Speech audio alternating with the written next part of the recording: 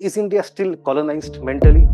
So they would also amplify sati pratha, they are savages. They will औरतों को जला रहे हैं, कथा है वो. So they had a story. Today's politician has a story. नहीं तो फिर आप राजा कैसे बनोगे? राजा के लिए हिंदू खतरे में है, कथा है ये. You're buying their story. I find it very hard to have the binary of English means colonization and Deshi Bhasha means decolonization. I am a tribal person in Nagaland. Why should I learn Hindi? Should I learn Chinese? Maybe no, everybody has to learn Chinese one day, who knows. The drafters of policy thinks that art and culture is a tool through which they can help decolonize the mind of people. Yes. The schools today have become like madarsas. We today, every child in India knows Jana Gana Mana. Matlab batao. Significance batao. What should be the larger purpose of teaching art and culture? How to teach that? Is it even teachable? You see a statue of a naked man standing. Now you have been told it is the Tirthankara. You could say, ये कपड़े क्यों नहीं पहना है? An artist is trying to communicate a complex idea. Now, when today in the national education policy, we are promoting something called as IKS, Indian Knowledge Systems. लेकिन यहाँ पे आपने क्या नहीं है? काम सूत्र नहीं, नाट्य शास्त्र नहीं है. क्यों नहीं है? Gandhi had a problem with those images. Because British colonizers were embarrassed, हम भी embarrassed हो गए. Because most of them are celibate men.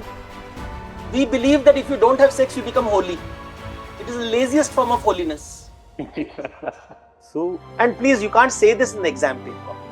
I'm sorry. To be very blunt, I have given civil services exam.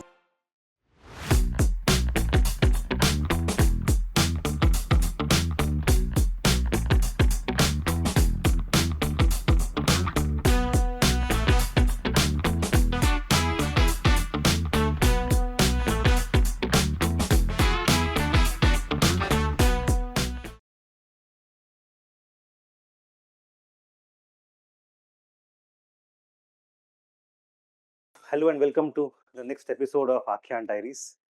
This is going to be fifth in our series of podcasts. Today we have with us Devdutt Pattanaik sir, and I will take a little bit of time to introduce him to you, even though he doesn't require any introduction. The first time I came across him was आज से 17-18 साल पहले, when I saw one small video on TED Talk given by him, and I was mesmerized by that video. He talked about Eastern versus Western civilization, the Alexander and Gymnosophist. You cross Vaitarani River multiple times. I even remember the tone of that dialogue. And I was very mesmerized. And in that video, he introduced himself as I am a mythologist. And I had not heard that term before. I had seen historians, I had seen archivist, archaeologist, Indologist, Orientalist, everything. But I had not heard the term mythologist. So I just Googled, what does it mean? And in my mother tongue Marathi or in Hindi, it says Pauranik. So in a way, he is a Pauranik. Puran Katha Batate hai. We have seen Puranics in our lifetime. In childhood, you go to temples, koi Babaji aate the or Puran Katha sunate the. And that is a traditional Pauranik. Devdutt Pattanaik is a modern Puranik in that way. And there are some things which are common and some things which are different. अगर common चीज अगर क्या है तो excellent storytelling skill is very important to become a good Puranik, and he is no doubt an excellent in storytelling. Puranik Babas also make their comments sometimes socially relevant to the audience, so as to make the meaning of the mythology, and that he also does. But there are certain ways which I feel that he is different from traditional Puranik. But the first thing is that he writes in English primarily, and that is very significant for many things. His audience largely, originally, is urban, English educated, upper class elite of India. And that is very interesting because all of us were raised in school thinking that when India gets rich, India gets urbanized, it gets more secular.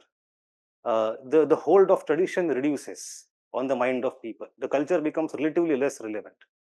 But Devdutt's career proves very well that it is not true at all. Rather, it is this urbanized and English educated India that is his primary audience. That's what I'm guessing right now. So वो Nehruvian idea जो थी उसका counter example is Devdutt Pattanaik. Practical. The second thing that differentiates him from the traditional Puranic is that he keeps on reinventing himself greatly. If you know about his career, he started I think 35 years ago, and that was the era when most of you were not born. That was the era before social media, before Orkut, before MySpace, which you might not even have heard. So he already started to do his mythology thing before that. So he has been through lots of changes and is still relevant. He is still trying to tell something which we are interested in, and that requires immense amount of efforts and creativity. So that is second thing that I want to point out. The third thing is, most of you would be surprised to know, he is very well steeply read in academic context also, although it doesn't come out in his writing very easily because he's targeting the people and he doesn't want to burden them. So that fine and golden balance of having academic context and yet writing popular, that is something everybody strives to achieve one day, and he has done that from the very beginning, and that is also his specialty. And fourth thing is that he's also trying to comment on present times through mythology. His mythology is not just copy paste of some Bhagavad Puran, etc. He would take the stories but try to tell them as per what we need today. I was watching his YouTube channel also recently, and he has made a lot of videos on the crisis in West Asia from mythological viewpoint, and the ideas of what is the Temple of Jerusalem, Shia-Sunni conflict. So the things which are relevant, which are now we are interested in, he's bringing them on table. So on all these four things, he, I think, is very special. So we would like to welcome him with a traditional way of giving a shawl and nariyal. Okay.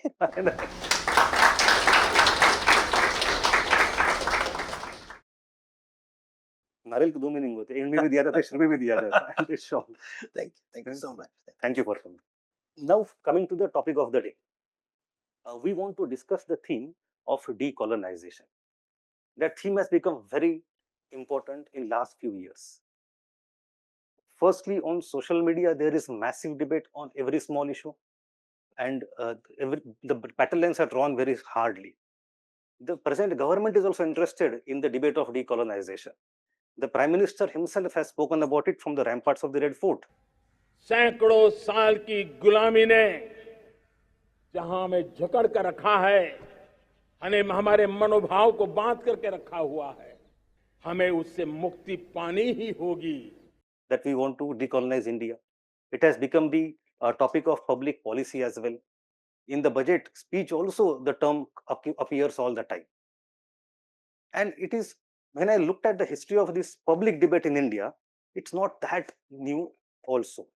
In 2013, UPSC had asked the question in the essay paper. It's the essay topic of 2013 UPSC. Is Indian mind colonized? Is India following colonial mindset even today? That was full essay of around 10 to 12 pages that we are supposed to write in 2013. आज से 13 साल पहले बात है. So this debate is occurring, but with time it is becoming more and more intense. So my first question to you is that, is India still colonized mentally? So, I'm going to give you an analogy. जब आप खाना बनाते हो ना, so you put ingredients and spices in it, right? You put namak, you put haldi, you put chili. तो अब दाल बन रहा है, and as the keep ingredients you keep adding and adding and adding and adding and adding, and at one time the last ingredient you added was potato, and potato starts to melt over time. And then somebody comes and tells you that please remove the potato because the real dish existed before the potato. So now everybody is trying to remove the potato called colonization. वो जाएगा नहीं, स्वाद आ गया है.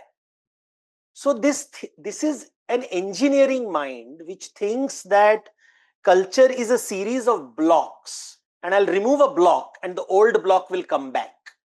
So it shows a lack of intellectual rigor in people. They're using a word which they don't understand. It is like saying मुझे वो दुनिया जाना है जहां पे बहू नहीं थी. घर में बहू आ गई है तो बहू ने कलह किया है. She colonized my house. So I want to get rid of everything that the bahu brought into this house. How will you do that? How will you remove your memories? So this is what the assumption that there is a culture. Globally they use the word decolonization, not just in India. Yes. It is used everywhere, that there is a colonial period which came with a set of ideas, which made you see the world in a particular way, and I want to get rid of it. It is a theoretical argument which sounds very good, which will win you elections, which will win you debates, but will never be successful. Okay. It's a waste of time. Because what you can do is add new ingredients to dilute the negative effects of colonization. And add new ingredients to amplify the positive effects of colonization. That's all you can do. But you can't decolonize. You can play down the impact of one thing and you can amplify the effect. But decolonization itself is the most foolish thing on earth. But foolish things win votes. Okay. So, and please, you can't say this in the exam paper. Yes. In the exam paper, see, I'm going to tell you two things. I'm going to tell you a particular, which I believe is a correct way of looking at it, but there is an exam paper you have to write. In the exam paper, you should say colonization was horrible, was very bad, and we have to decolonize ourselves, because only then you'll become an IAS officer. If you tell the truth, you will not. I'm sorry. To be very blunt, I have given civil services exams. The question which I couldn't answer was, what is the difference between tradition and heritage? So the irony that today I'm talking on culture, but I got through, but I didn't take it up. But the thing is, I realized when I was being interviewed is I have to give an answer that impresses the interviewer. It doesn't matter what the truth is. And therefore, if you want to win and you want to get through, you have to give an answer that is considered politically appropriate. And they feel you align with that, their politics and their view.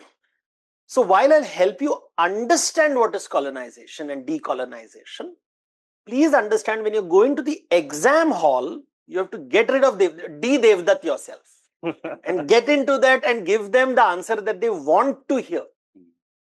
Because they are not coming from curiosity of understanding and improving their knowledge of.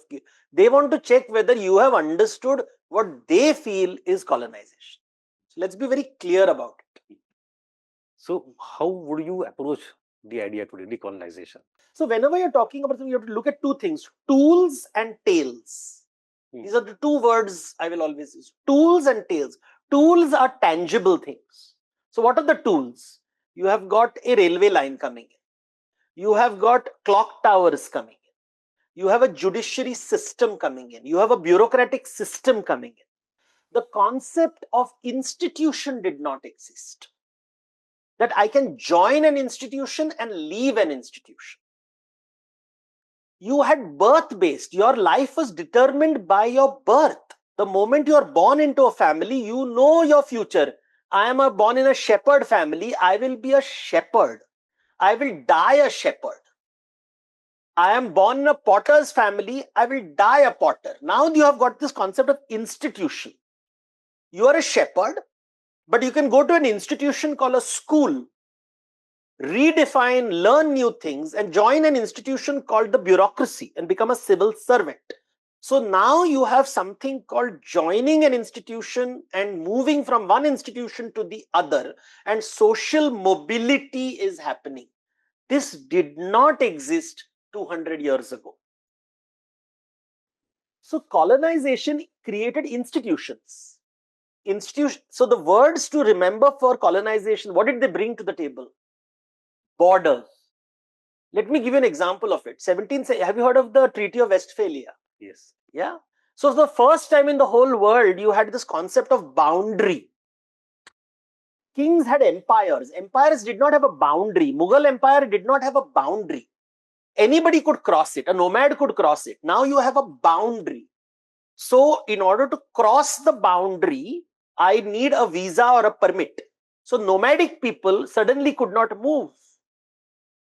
Tribal societies were divided. So this is what colonization brought to the table. They came to India and said, please define the borders of India. People said, what? The mountains and the rivers? No, now you need a border institution. Without a border, you cannot have measurement. So border, measurement, these two things are what are brought by colonization. But then there is a story being told, a tale is being told, because when I start taking over the administration of the country, I have to justify my presence there. So currently the politician will say, Hindu khatre mein hai. So now I've justified my position, saying that we are in, Hinduism is in danger. I will say, they said, we will bring civilization to you.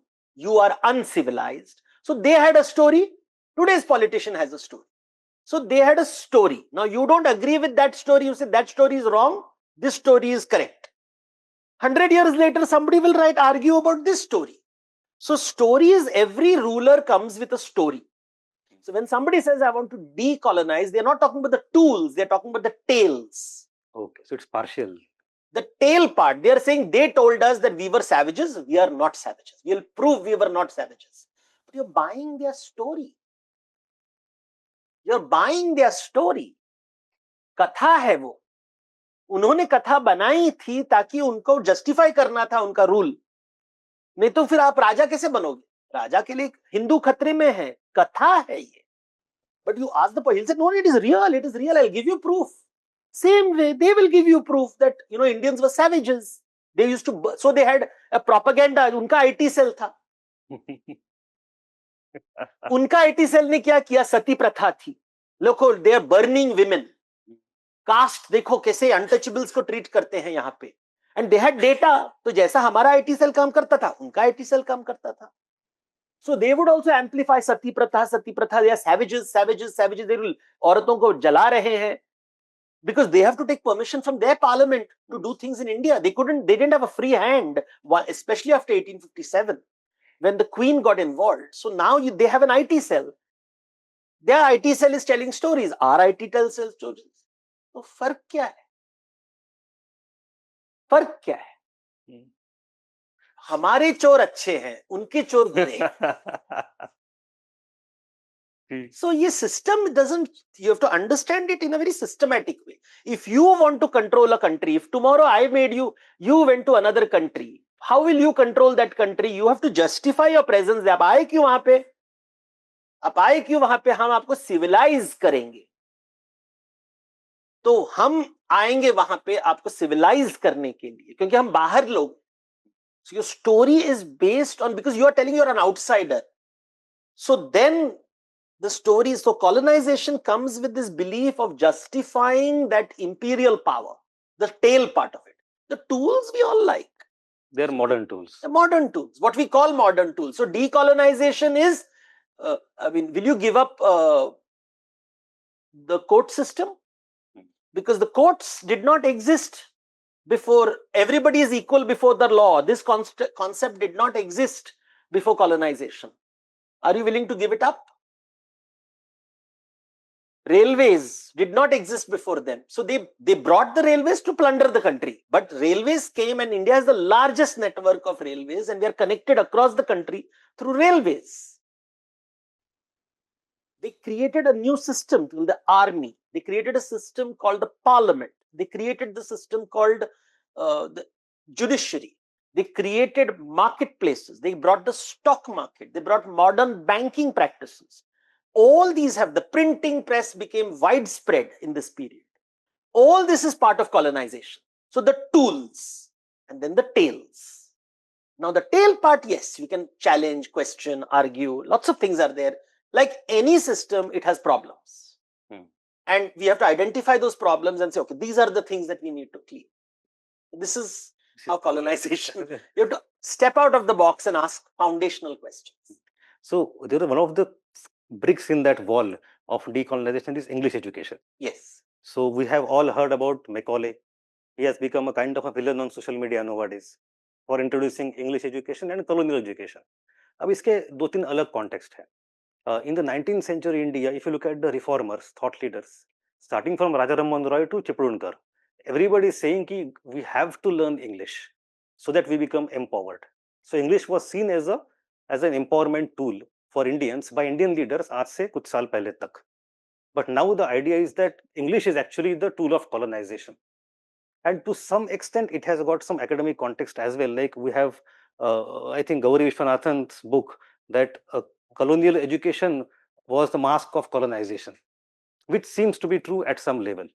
But today, I'm asking this question specifically to you because you write in English and you write about tradition. Yes. So I find it very hard to have the binary of English means colonization and Deshi Bhasha means decolonization. So how exactly do you make sense of it? I am a tribal person in Nagaland. Mhm. Why should I learn Hindi?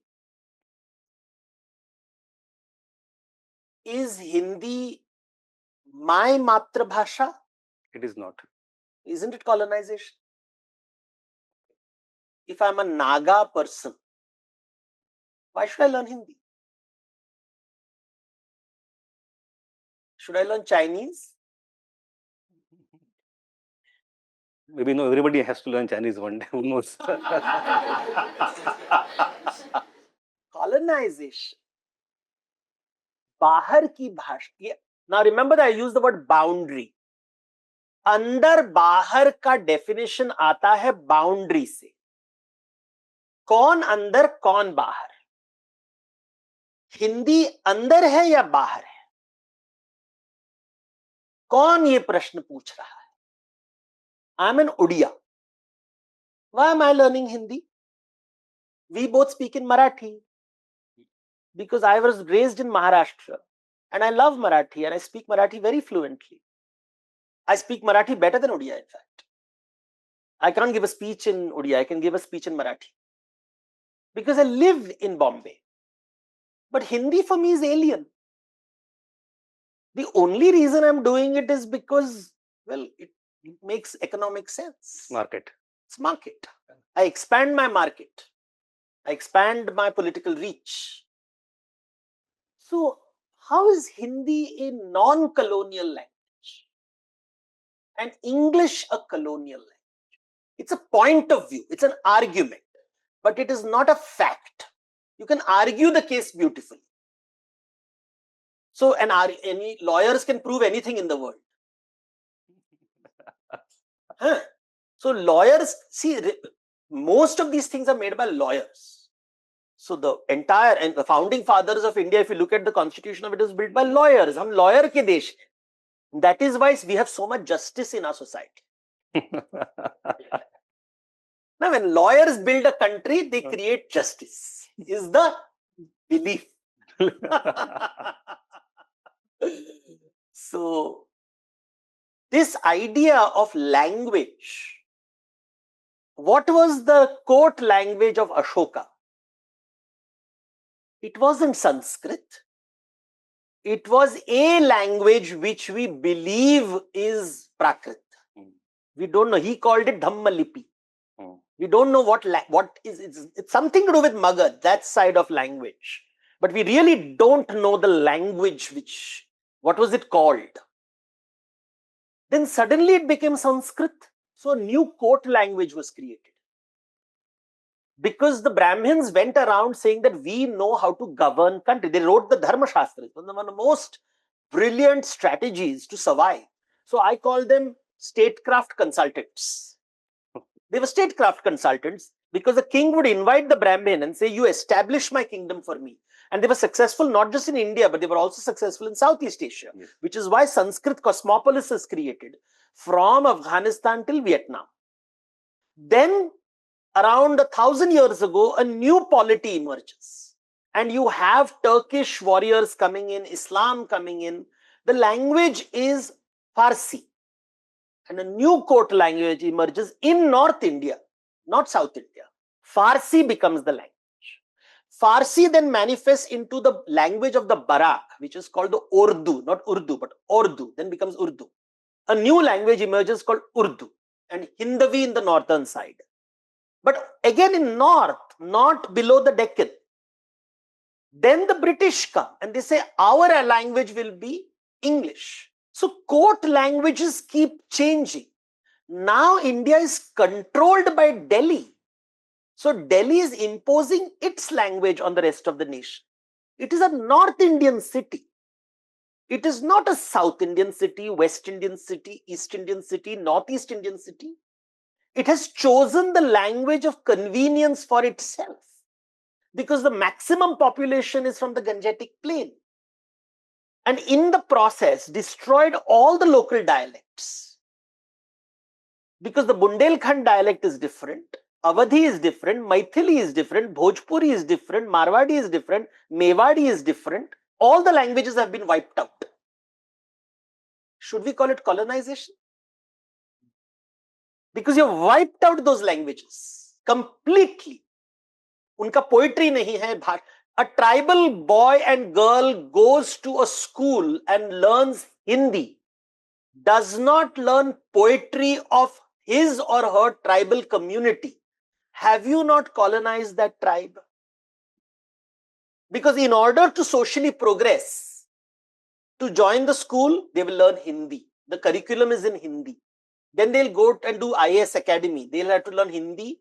Even if they don't learn English, they can rise up the ladder. Which language does Draupadi Murmu speak? Tell me her language.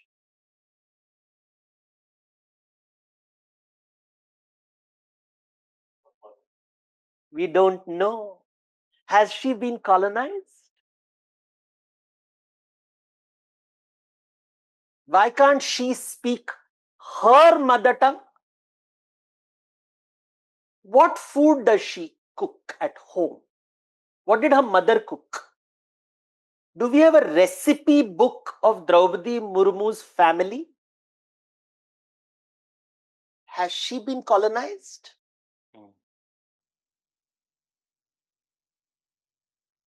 But nobody asks these questions. Somebody will 100 years later. But we ask about the British कि वो cutlery से खाते हैं, हम लोग सो fork and knife से खाते हैं, कितना बुरा है, हम हाथ से खाते हैं. Has the Indian Parliament ever said that today we will all eat what our president family used to eat? हुआ है?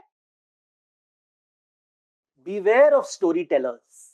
So, taking forward from that only, one of the methods by which we want to help people understand these stories and look behind the curtain is education.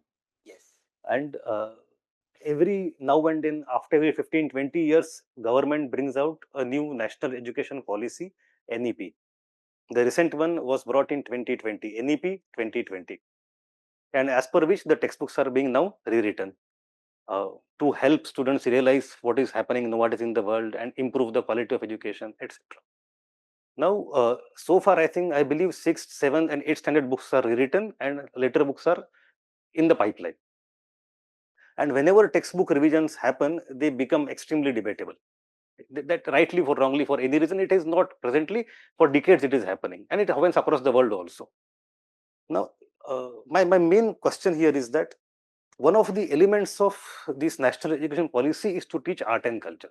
Yes. And what I believe that they think, the drafters of policy thinks that art and culture is a tool through which they can help decolonize the mind of people. Yes. Is it really the tool for that? Is it possible? And secondly, if not, what should be the larger purpose of teaching art and culture? How to teach that? Is it even teachable? So let's go to the basics. This is the result of not colonization, but a scientific mindset. So you have a computer, you download a software in it. When the software, then you start updating the software. When it has a glitch, you reboot the system and you get a new software. Now the world is controlled by lawyers on one side and engineers on the other. Engineers have a zero understanding of human beings. Apologies. So they think human beings are like machines or computers जहां पे हम ideas download कर सकते हैं. फिर उसको replace कर सकते हैं। अभी कॉलोनाइजेशन को निकाल के हम नया डालेंगे उसके अंदर, बिकॉज ये एक ऑब्जेक्ट है, ये कप है, अभी ये कॉलोनाइज हो गया है तो मैं इसको फेंक के इसमें भारतीय पानी डालू। This is how they think.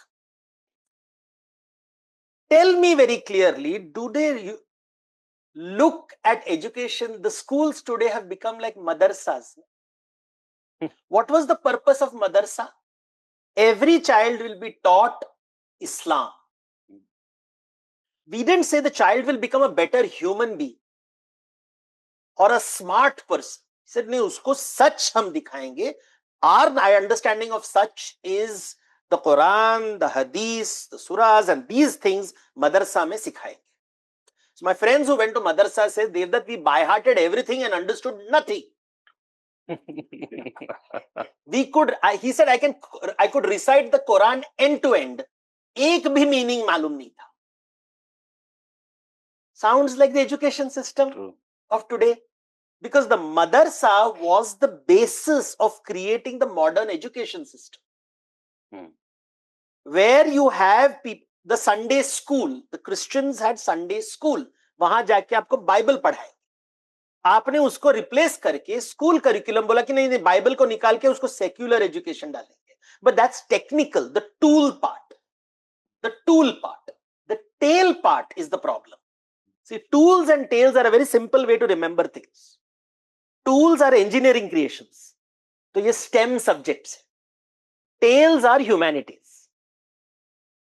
Politics, economics, anthropology, sociology, all storytelling. Sorry, but it is. Economists are storytellers, politicians are storytellers, political scientists are storytellers, anthropologists are storytellers. They are telling you ways of looking at the world. दुनिया को देखने का तरीका क्या है? So now that education policy is trying to work on this. Now, how is a tale communicated? Tale is communicated only in three ways: stories, symbols, rituals. कथा होती है, उसको दिखाने के लिए चित्र होता है, which is art. So there is literature, there is art. Art is of two types: plastic art, performing arts. So I use a story. So Constitution of India is a पुराण ग्रंथ, and उसके पुराण पंडित हैं the constitutional experts. Then you have visual symbols. So you have the Indian flag, you have the chakra, you have the four lions. So visuals हो गए. फिर performance आ गया. When the national anthem is played, we all have to stand up. Now, if I ask you randomly, tell me the meaning of the national anthem. How many of you all know?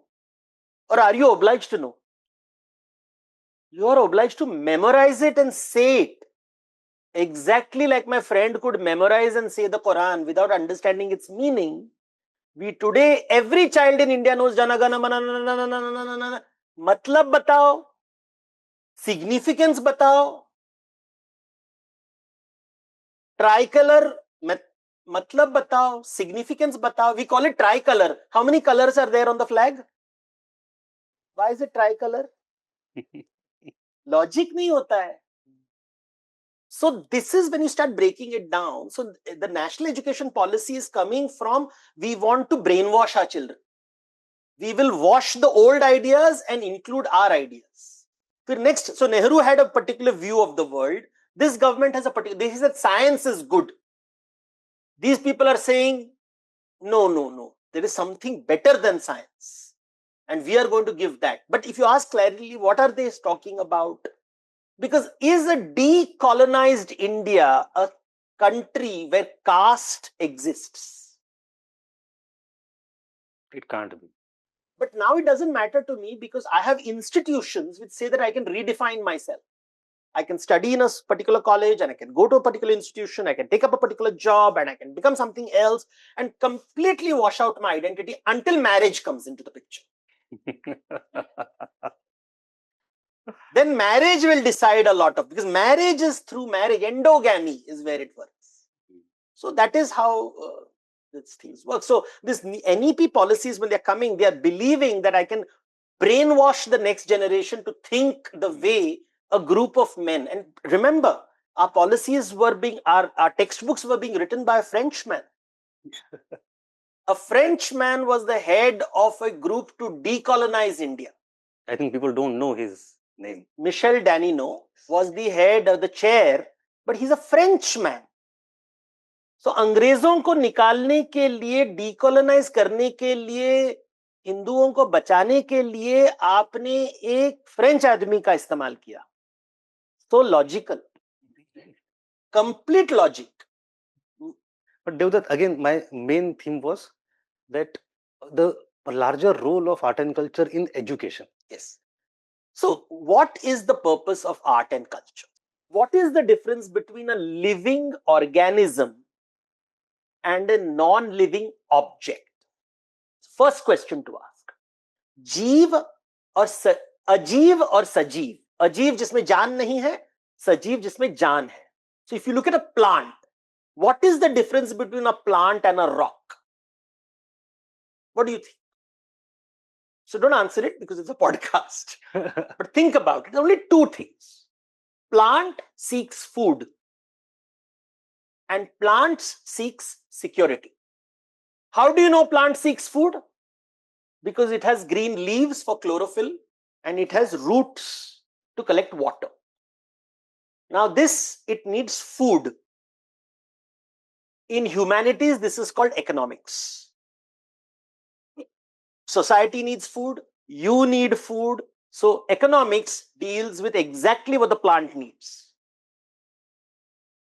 The plant needs to be protected from herbivorous animals. It doesn't want to be eaten. So it protects itself. It has thorns. So it needs security. It needs to defend itself. So it needs power. So now you have politics. So economics ho gaya, politics ho gaya.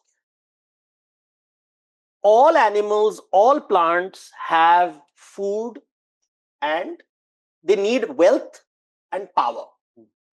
Human beings are special.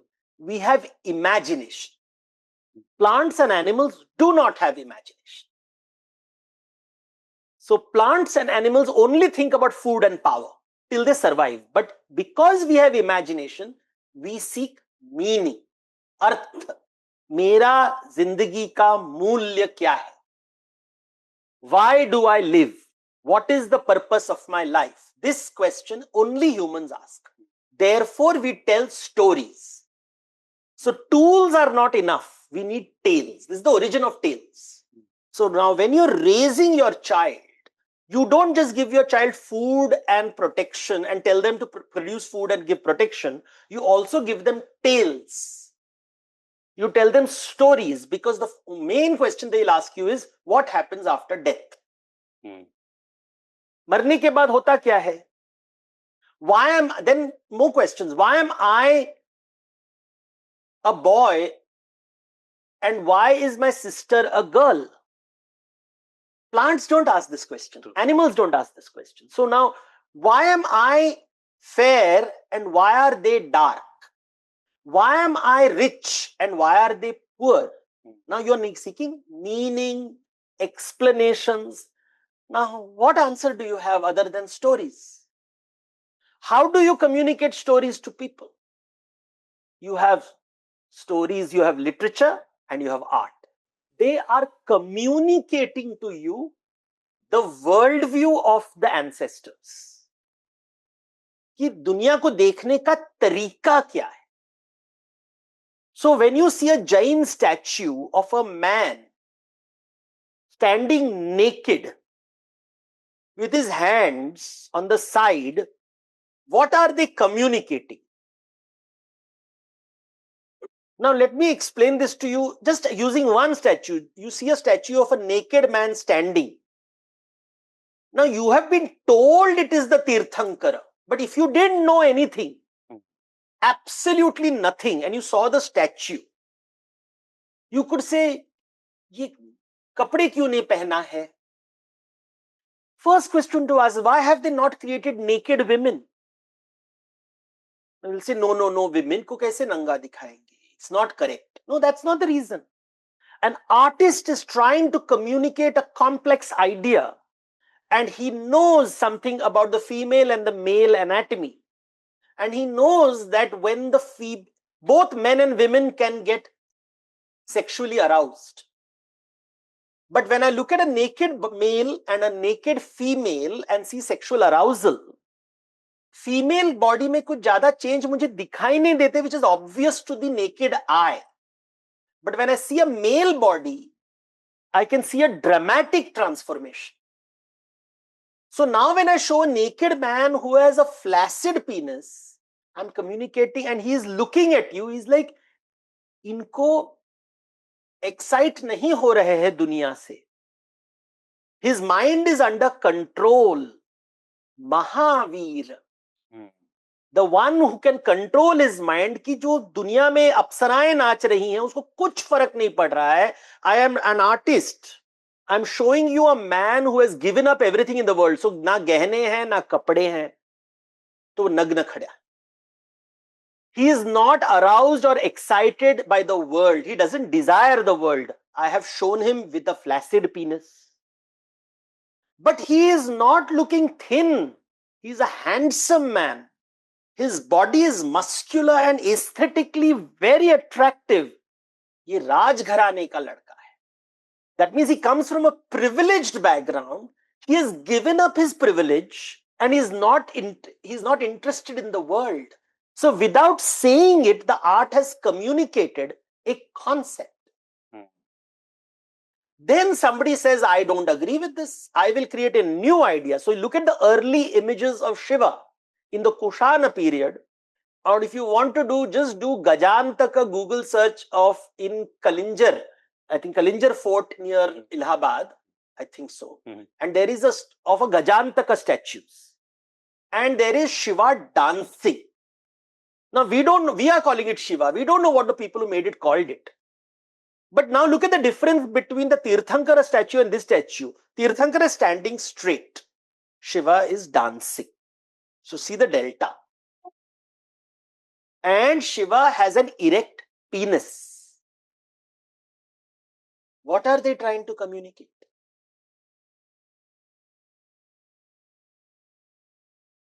But they will say, but his eyes are shut.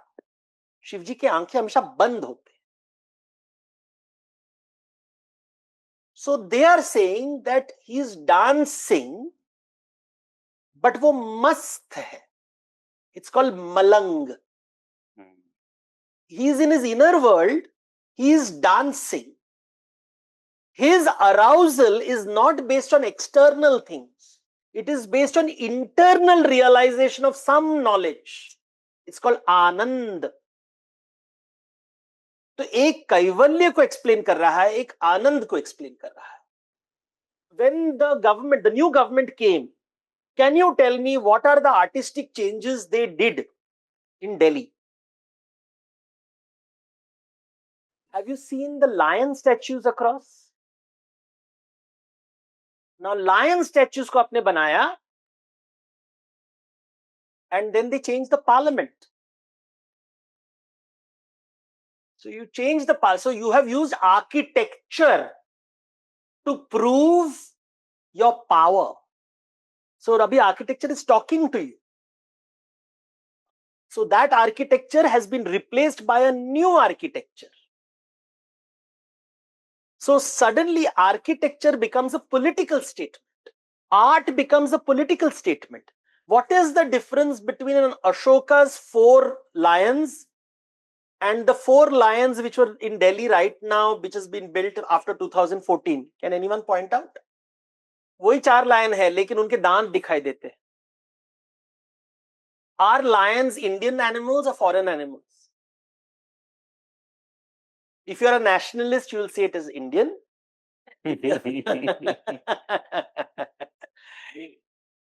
Lions like dry savanna lands. India does not have dry savanna lands. The only place it could have survived is in the Gujarat, Rajasthan, Aravalli region, if at all. So like Michel Danino, we need foreign things to justify our Indianness, like potato. So tools and tales. So tales are communicated through tools, which is art, architecture, literature, performing arts, plastic arts. We don't know how to read them. So to read that art, we need to know the context and story behind it. Yes. Now, but there is one issue here. For example, let us take Odissi dance itself. Now, Odissi dance is supposedly an ancient dance, but people don't know about it. Yes. But we call it classical art. Yes. But it is also recently rebuilt in last 2-3 generations. Yes. So while we teaching art, we don't go into the component of time that it is not all time immemorial. Yes. Things are evolving with time. Yes. But those stories get lost. Yes. But does not. But what I always felt that art is important because it is time immemorial, because it is very old. Yeah. But it is not very No, old. nothing. No. See, this idea of words like classical, these words are created, they are political in nature. Nothing in human history is immemorial. What is immemorial is hunger is immemorial. जब तक जीवन है तब तक भूख रहेगी. Fear is there. And curiosity. These three things are immemorial. But art emerges over time. For example, let us ask the government of India, decolonization, do they have a chapter on courtesans of India? Each and every dance form in India was created by courtesans. All the music systems that we have were created by courtesans. They have been erased from history. Sanitized. Because how can women do things? And these women were not obliged to marry. They could have lovers. They had children and all the property would go to the daughters, not to the sons. In fact, in Tamil Nadu, there is a proverb. जब किसी के घर जाते हैं और सब लोग दुखी हैं, तो the translation of the proverb is, या तवाइफ के घर में जब लड़का का जन्म होता है, ऐसा दुख का माहौल दिखाई दे रहा है. The greatest tragedy for a tawaif would be if a boy is born, because उसे धंधा नहीं होगा. So this was a culture across India for how many years? Half the Buddhist monasteries were funded by these women. So it is at least 2,500 years old. Is it part of your history textbooks? How many years have we have independence? Why is it not part of our curriculum? Because Indians wiped them out. Not British. Indians wiped them. Bharatnatyam was a Devadasi Sadar dance. It has been taken by the Brahmin establishment and sanitized. All the dances were erotic in nature. अभी उसको सब भक्ति बना दिया. हर चीज में भक्ति. भक्ति नहीं था. You read the Kshatriya's poetries. Shringar is good. Shringar ras. अभी जो क्रिश्चियन आए उन्होंने कहा कि श्रृंगार रस पाप है. तो फिर सबको भक्ति बना दिया आपने. The only place where the culture is item number. And therefore successful कौन जाता है देखने को भरतनाट्यम परफॉर्मेंस. लेकिन ले आइए ना आइटम नंबर को. एवरी पॉलिटिकल इवेंट में आइटम नंबर होता है. भरतनाट्यम डांस नहीं होता, क्योंकि हमें गणिकाओं का वैल्यू पता है. जब गणिका आएंगी तो ऑडियंस आएगा. बट गंदी क्या है? They are providing a service for which they are being paid. वो नाच रहे हैं, आप उनको पैसे दे रहे हो. अगर उनके पास पैसा होता वो नहीं नाचते. लेकिन हम अमीर अमीर लोग भी नाचते हैं. The billionaires of a country also dance. हम उसको क्या बोलते हैं? संगीत. पहले जमाने में अच्छी औरतें नहीं नाचती थी.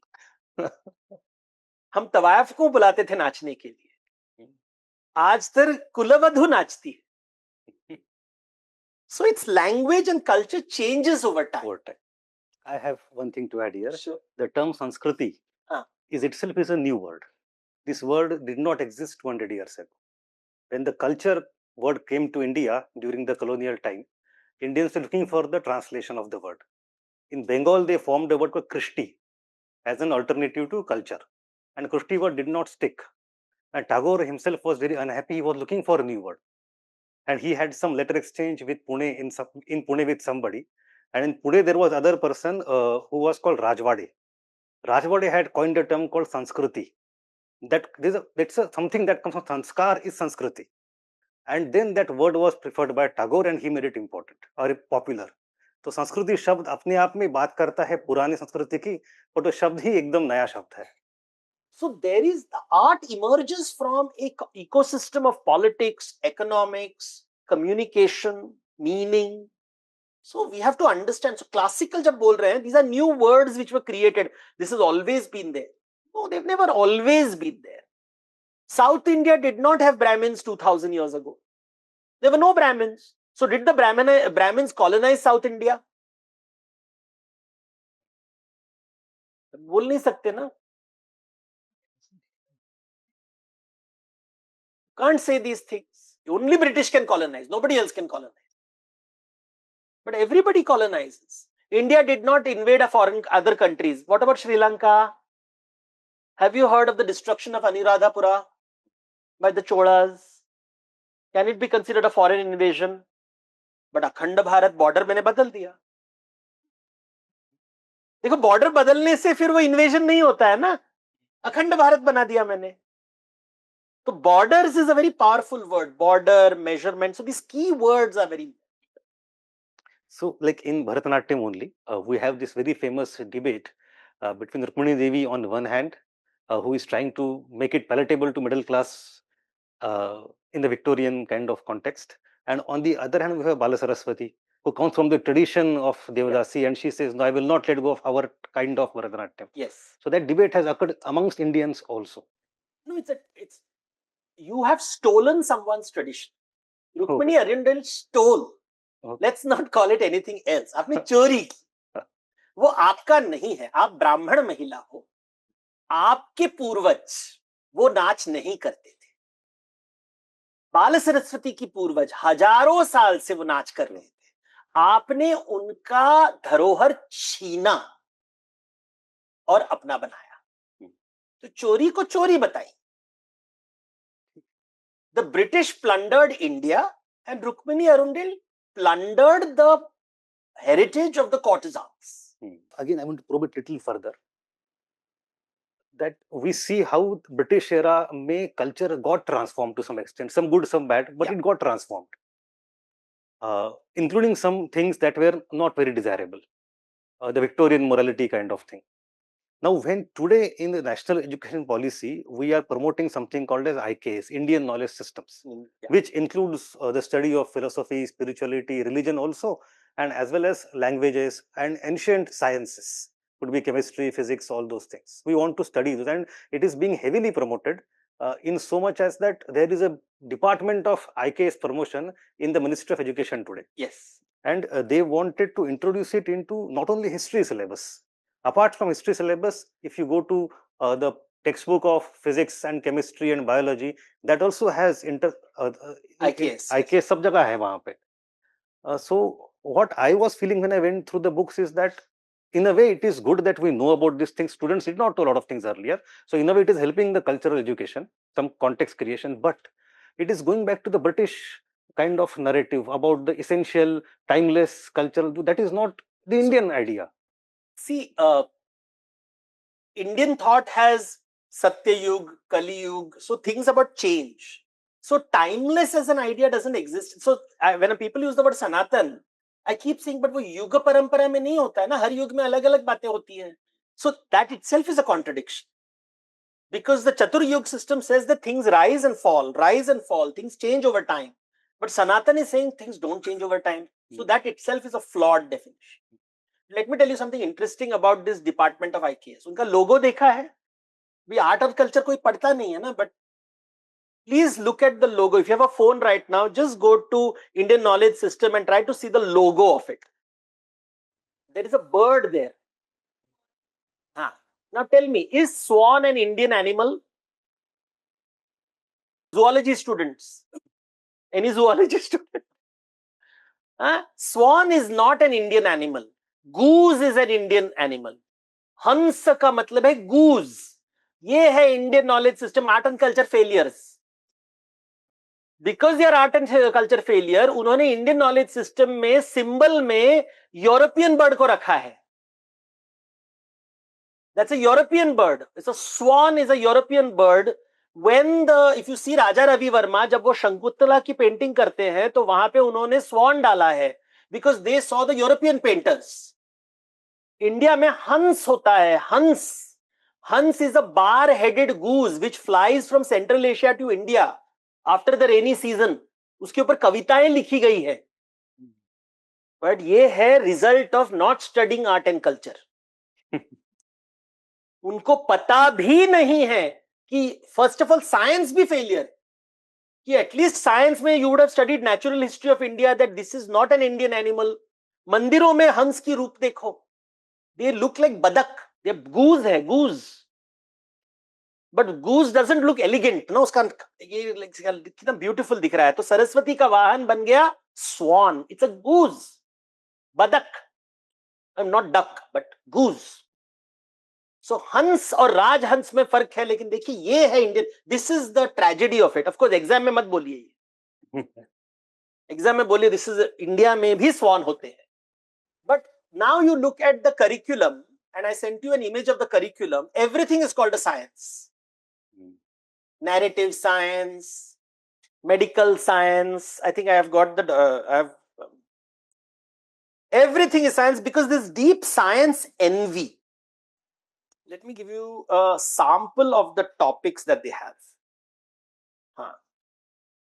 Philosophy and cognitive science, civilizational science, economic and strategic science, social and cultural science, medical and health science, mathematical, physical and astronomical science, culinary, nutritional, pharmacological science. Everything is science. Vedanta is science, Veda is science. लेकिन यहां पे आपने क्या नहीं है? कामसूत्र नहीं, नाट्य शास्त्र नहीं है. क्यों नहीं है? वो भी साइंस हो सकता है, erotic science. True. But that is we are embarrassed by that, right? Because British colonisers were embarrassed. हम भी एम्बेरेस्ड हो गए कि आपकी मूर्तियां में आप सब लड़कियों को ऐसे दिखा रहे हो. बिकॉज मंदिरों में women are standing in absolute confidence, showing their body. आपको तकलीफ है उन मूर्तियों से. Gandhi had a problem with those images. Women have to be covered. How can women be erotic? What's wrong? Because we are embarrassed, because most of them are celibate men. We believe that if you don't have sex, you become holy. It is the laziest form of holiness.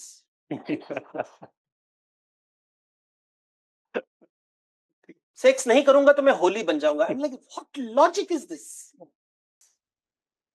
So we need IKS, but in a different form. We have to understand what we mean by it. Is not. It is right now. It is coming from chauvinism. It is not coming from curiosity. कि हम भी थे, हम भी बड़े थे. It is coming defensiveness, not from jigyasa. And why all the sciences are in Sanskrit? Were all the intelligent people knowing Sanskrit? जो जुलाहा था, जो बावर्ची था, जो लोहार था, जो सुनार था, उसका नॉलेज किधर है? उसका नॉलेज किधर? तुम सिर्फ संस्कृत वाली किताबें दिखा रहे हो मुझे. This is Brahminism at work. और ओरिएंटलिज्म. ओरिएंटलिज्म, बिकॉज ओरिएंटलिज्म व Brahmin, because they love Sanskrit, because they thought वो आर्यन का साथ कनेक्शन था उनका. So you are not telling me वहां पे none of them talks about Tamil traditions, semiotics, linguistics, ये सब बात कर रहे हैं आप. पेपर किसने इंट्रोड्यूस किया इंडिया को? 13th century में. By Turks. By Turks. उसके पहले क्या होता था? कौन से पत्ता? Which part of India? North India. South में ताड़पत्र होता है, नॉर्थ में क्या होता है?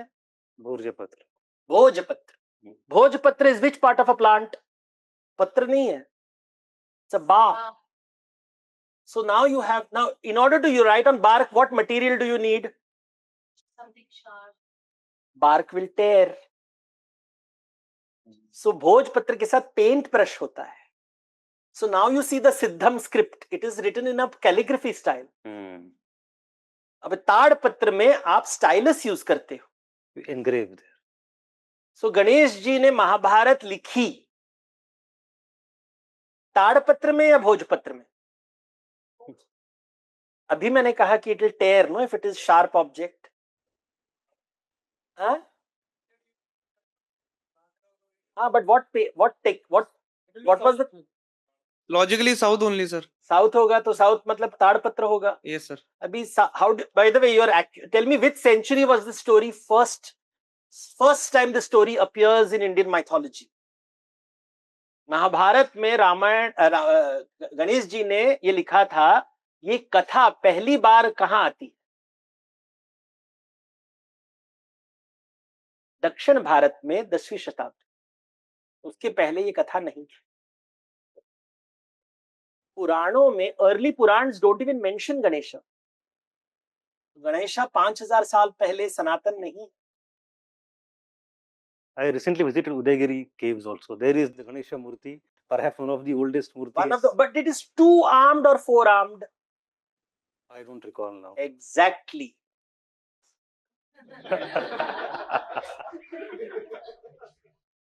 देखो प्रश्न, 2-armed और 4-armed. 2-armed यानी यक्ष है, 4-armed मतलब देवता बन गया.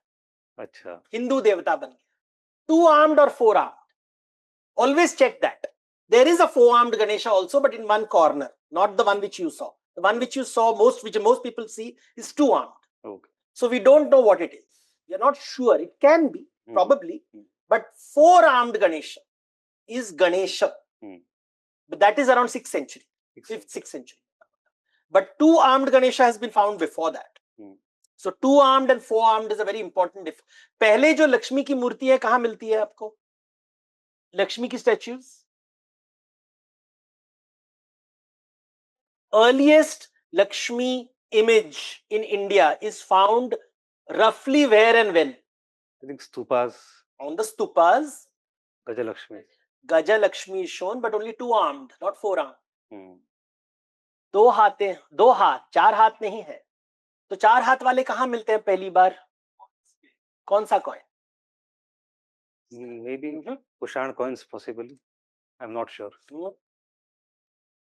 गूगल कर लीजिए, चैट जीपीटी को पूछ लीजिए. Sculpture. अच्छा. 10th century is a very late phenomenon. It's a very, very late. Because Lakshmi was originally shown at the feet of Vishnu, and if she is sitting at the feet of Vishnu, she can't have 4 hands. 2 arms for earliest Saraswati ki murti.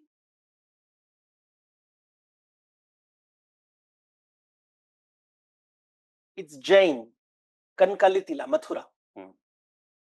2-armed again. But there is, I have always faced this problem in our syllabus also. In UPSC syllabus, in NCERTs, when we study the iconography and sculptures, etc., generally we talk only of Buddha. Yes. That is the Gandhar Buddha and Mathura Buddha, Amravati Buddha. We do not refer to Hindu deities. Yes. I don't know what is the... No, this is the reason why this Hindu Khatre mein emerged. Because the historians were spellbound by the Buddha. And the problem with Hinduism is it is very complicated. So confidently koi nahi bol sakta hai. There is so much of ifs and buts and emergence of ideas. So few scholars have worked on Hindu iconography. They have worked. It's not that it is not there. But Buddha is easy. Done. Tick mark. Ho gaya. But even in Buddha, they only talk of the old Buddhist art. They never talk of Tantric Buddhas. Yes. When you tell, okay, let me ask a history question. How many Buddhas are mentioned in the Ashoka Stupa? The one is the historic Buddha. Other is Kanakamuni Buddha from. Do again. How do you know Buddha is historic?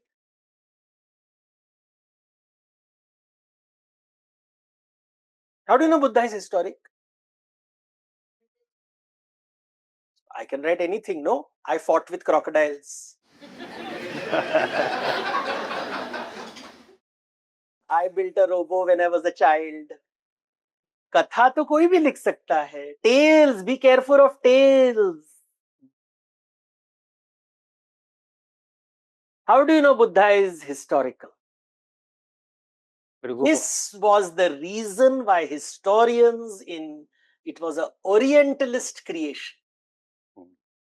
We do not know whether Buddha was historical. We do not know if Jesus is historical. We do not know if Muhammad is historical. The evidence is very flimsy. For the believer, it is real. जो विश्वास करता है, नहीं मोहम्मद पैगंबर थे 1400 साल पहले. But there is no evidence. All stories of Muhammad come 100 years after, established by the Umayyad Empire. The stories emerge. So we do not have any the word Muhammad means in praise of God. It's a title. So we really, I mean, historical precision say, the historian will say probably. Probably बोल देगा, लेकिन surely नहीं बोलेगा. Jesus Christ, probably. There is a very strong evidence of a person. Virgin birth is historical? No. Buddha's story comes 700 years after this event. Dating is based on what Ashoka's 100 years, 200 years before I was coronated. So we don't, this assumption of the historical Buddha is an assumption, is an argument. It's not a fact. But we have been, this is the reason why historians lost credibility in our country. This privileging of Buddhism over Hinduism. That is also a colonial legacy in a way. A colonial legacy, but they could have corrected it. You have 70 years to correct it. You did not correct it. You did not correct it and you did not. So that's why look at the question you're asking me. That when I'm describing iconography, how come I know so much about Gandhara Buddha and Mathura Buddha and I don't know about Gopuram's history? I talked about Ganesh. I spoke about the story of Ganesha, the iconography, Murti se baat nikalti. When are the earliest Hindu images clearly being shown? Udaygiri. When were the, so when you start reading history differently, Shankaracharya, was he historical? Don't know. Now we'll get all nervous. But Shankaracharya, all information comes 700 years after he died. Shankar Digvijay. Shankar Digvijay was written when? 14th century. What is special about 14th century? Madurai Sultanate was established and destroyed. After Madurai Sultanate is destroyed, only after that Shankar Digvijay is written. So what does it tell you something? जब आपका नगर ध्वंस हो जाता है, suddenly Hindu खतरे में है, and you create a character called Shankaracharya who travels around India doing Digvijayam, conquest of the directions. आप आपके संस्कृति को बचाने के लिए आर्ट एंड लिटरेचर का निर्माण करते हो. It's called cultural production. You produce a document to reclaim your country which you feel is under threat. So Shankara Digvijaya is amongst the earliest documentation of Indians trying to reclaim their culture through an idea. For the first time, you have got a character who travels from Kerala to the Narmada river basin, Omkareshwar Mahishmati, then goes to Kashi, then goes to Badrinath, and then goes to Kashmir and establishes his mathas in Dwarka, Puri, Badrinath, Sringeri, Kanchi. ये geographical पहले बार आता है. ये कब आता है? 14th century में. 14th century में कब? After the Taimur invasions have happened, after the Madurai Sultanate. So now history is shaping culture. So Shankara Digvijaya is a cultural product that helps me understand politics because वो उसका निर्माण वहां से हुआ है. So in a way, when Vijayanagar is getting established, they are creating their narrative. So Vijayanagar is employing these people. The Digvijayams are written by the mathas which are established in Vijayanagar Empire. So when you read the Bhakti literature of North India, which emerges only in the 17th century, Bhakti Mahatmya and all that, Nabhadas. 17th and 18th Nabhadas and all that is writing, they're saying, Sab South se aaye. From the south comes Ramananda, from the south comes Shankaracharya, because they realize that when the northern areas are being, where did all the knowledge go? It went to the south. Now from the south it is coming to the north. Utpanna Tarvide Bhakti, Kannak. So all those ideas are coming from south to north. They're coming. So north to south, how do you know the migration happened? You have stories of Parshuram, you have stories of Agastya Muni. South to north, how do you know? You have the stories of Ramanuja, you have stories of Ramananda, so Shankaracharya. So India is moving north and south. So see how cultural products are helping us understand history. So there is knowledge in India. This decolonization has its place, but we have sort of not what is being done. They're not understanding. I mean, these are good words to have. Decolonization is a word which I feel is silly. That is the most silly word. For me personally, I feel it's very childish. It is like saying, I want to get rid of my father and mother. क्या करें ना, है वो लोग. You cannot change your, you don't want to talk about the fact that, Aryans, because you are said outsiders are Muslims are outsiders, British are outsiders. The moment somebody says Aryans are outsiders, now you're like, no, they can't be outsiders. So Harappa is Vedic. So you're coming from ideology and politics. You're not coming from jigyasa, curiosity. That's a major issue in the recent book also of 6th standard that we were talking yesterday only. Yes. That they use Indus Valley civilization, Sindhu Saraswati civilization and Harappa civilization interchangeably, and it is explicitly mentioned that these three terms are all okay. You can just use any term you want. So much so that even UPSC asked a question in history paper 2-3 years ago where they have taken the word Sindhu Saraswati civilization as granted. So these things are there. But again, coming back to little bit different topic here, you have in your past and I think presently also interacted so much with corporate world. You have, I remember some same TED talk, you talked about Kishore Biyani and Future Group and Pantaloons. Over time, you also worked with Reliance as cultural consultant. So you have dealt with the corporate world of Mumbai very well. Now, this is the world that they inhabit, which is of the officers, bureaucracy, babus, IAS, IPS, vagara, vagara. So these two are different worlds. In one world, you have managers. In other world, you have administrators. In one world, you have CEOs and CFOs. In the other world, you have IAS, IPS. In this world, you have IIMs. यहाँ पे लबासना है, Mussoorie. There are different things, the different values. So my question to you is, you have for many years experimented successfully about how to use mythology to reorient the belief and values in the corporate world. Have you had any brush off with the bureaucracy in the past? And do you think they also need some cultural education? The bureaucracy and the corporate world function differently in a different way. The corporate world is focused on generating wealth. A bureaucracy theoretically exists to distribute wealth. That's the difference. One generates wealth but wants to be monopolistic, which is what is happening right now. The purpose of the bureaucracy is to ensure monopoly doesn't happen and the wealth is fairly distributed and used for the larger good, and think strategically of the future, which a corporate is not interested in. Corporate is very focused in its ambition. A bureaucracy has to have perspective. So there's a difference between their structure and they both need to coexist. Some of these people next year will be in Labasna. I have interacted with so many officers over the time. What I have found is that at least the process of getting into services, the UPSC examination, is not adequately designed to make them culturally sensitive.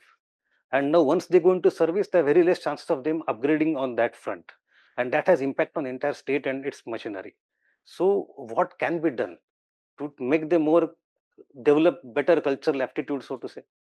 I think the easiest way is to look at your own house and ask yourself, in your own house, what is the culture in your house? Simple question. What is the politics in your house? What is the economics in your house? And what is the culture in your house? Three things. Lakshmi, Durga, Saraswati. तो आपके घर में पैसा कहां से आता है? आमदनी कहां से आती है? Have you inherited that wealth or is somebody getting the money? How is the money being distributed? utilized, and how is the expense, what is the savings? So that's the economics of the house. Politics of the house, who takes the decisions in your house? Does the father take, does the mother take? Is it a collective decision? Is it a joint family? What is the process of taking decisions? Who takes what decision? Is there distribution of power in the house?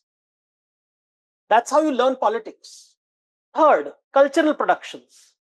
What do you cook in your house? How is your house designed? What is the architecture of your house? वहां पे power relation पर समझ में आता है. Bed कौन करता है, टॉयलेट कौन साफ करता है, बर्तन कौन मांजता है, लेजर किसका, लेबर कितना. Who does the ledger, who does the labour. अभी घर में कौन सी आरती चलती है, कौन सा म्यूजिक होता है. These are cultural things. No, these are cultural things. What clothes are you wearing? How do you understand culture? Culture is roti, kapda, makan. So roti, what kind of food do you eat? Kapda, how is your house designed? What is the kind of furniture that you buy? Transport, what kind of transport do you have? How do you give, what festivals do you celebrate? Then you compare your house with your neighbor's house and have a discussion. You're about 100 people over here. Sit down and ask the different cultures in your house. What is the art and culture in your house? Which murti is being kept? Why is a particular murti being kept? What does it communicate? Where is the murti being kept? घर के बाहर तोरण लगा हुआ है. Just look at the door of the house. The door में you will say, how does a Muslim house look? How does a Hindu house look? How does a Christian house look? चप्पल रखते हो नहीं रखते हो, threshold कैसे होता है, उसका कलर क्या होता है, कौन सा रंगोली होता है. हो गया कल्चर. वहां पे अंदर गए तो बर्तन अलग अलग प्रकार के हैं. पक्कड़ कहाँ पे होता है, हाथ से बनाया हुआ कैसे होता है, चूल्हा कहाँ पे हो. ट्रेडिशनल किचन में लोग बैठ के कुकिंग करते थे, अभी हम खड़े होके करते हैं. ट्रेडिशनल में बैठ के करते थे, तो अभी भी गांव में जाओगे तो you'll see people are sitting and doing the cooking. You sit down and eat. Now you sit on a dining table. Your culture has changed. Now you have to decolonize yourself. सबको नीचे बिठाओ. Parliament में मैं देखता हूं कैसे parliament बैठ के करने के लिए, because chair is a colonial invention. True. ना? Tools and tails. Remember? Tools and tails. So culture is there in your house. It's just that we have never looked at them as culture. You should not dissociate it from the. We have not taught even physics and chemistry in our houses. True. घर के अंदर physics भी होता है, chemistry भी होता है. ढूंढोगे तो मिल जाएगा. आपके जो बाथरूम का chemicals क्या है? We teach chemistry to students, but they don't know the chemical composition of things in their house. जिज्ञासा होगी तो सब जगह मिलेगा. जिज्ञासा नहीं होगी तो कैसे. जिज्ञासा है IAS ऑफिसर बनने की, आर्ट एंड कल्चर पढ़ने की. It's instrumental for. तो जिज्ञासा से हो, जिज्ञासा होगी तो सब. Thank you very much, Devdutt, for this exhilarating and insightful discussion. So thank you very much, everybody, and also